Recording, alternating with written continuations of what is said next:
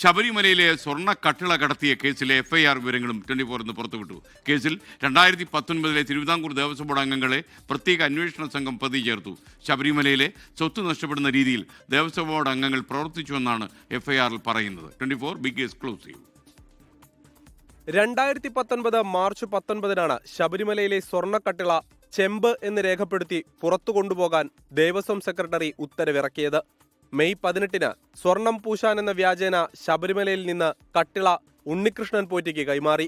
ഇതിൽ ഉദ്യോഗസ്ഥർക്കൊപ്പം ദേവസ്വം ബോർഡ് അംഗങ്ങൾക്കും പങ്കുണ്ടെന്നാണ് പ്രത്യേക അന്വേഷണ സംഘത്തിന്റെ കണ്ടെത്തൽ. കട്ടിള കടത്തിയ സംഭവത്തിൽ എടുത്ത രണ്ടാമത്തെ FIR-ൽ ഉണ്ണികൃഷ്ണൻ പോറ്റി 1-ാം പ്രതിയും ഉണ്ണികൃഷ്ണൻ പോറ്റിക്കായി സ്വർണം ചെന്നൈയിൽ കൊണ്ടുപോയ കൽപേഷ് 2-ാം പ്രതിയുമാണ്.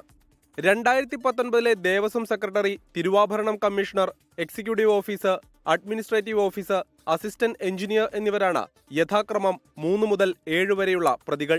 8-ാം പ്രതി അന്നത്തെ ദേവസ്വം ബോർഡ് അംഗങ്ങളെന്നും FIR-ലുണ്ട്. പക്ഷേ ആരുടെയും പേര് പ്രത്യേകം പരാമർശിച്ചിട്ടില്ല.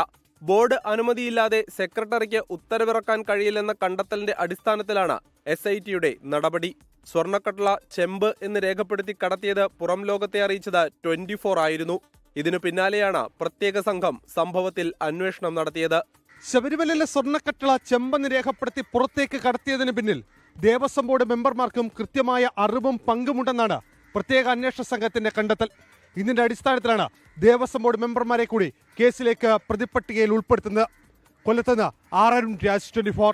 ലോകത്തെവിടെയായാലും ഏത് സമയത്തും 24 വാർത്തകളും ഓഗ്മെന്റഡ് റിയാലിറ്റി പാക്കേജുകളും എക്സ്പ്ലെയിനറുകളും വിശദമായി കാണാൻ ഞങ്ങളുടെ യൂട്യൂബ് ചാനൽ നിങ്ങൾക്ക് സബ്സ്ക്രൈബ് ചെയ്യാം.